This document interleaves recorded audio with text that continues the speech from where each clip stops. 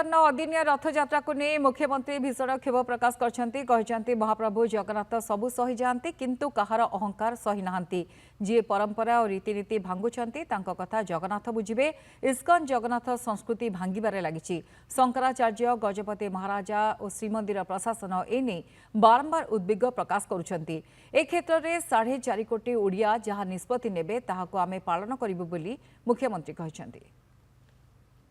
सनातनी विरोधी जो मैंने अच्छा एवं से परंपरा को रीतिनीति को भांगी देवाई चेष्टा करी इस्कन एक अंतर्राष्ट्रीय संस्था पुरी रे महाप्रभु जगन्नाथ रथयात्रा जो रीतिनीति अनुसार जो समय अनुसार हेबा कथा ताको पालन करने अवसर में आज तार व्यतिक्रम करुँच सरकार मध्य गुरुतर सह विचार को नहीं निश्चित भाव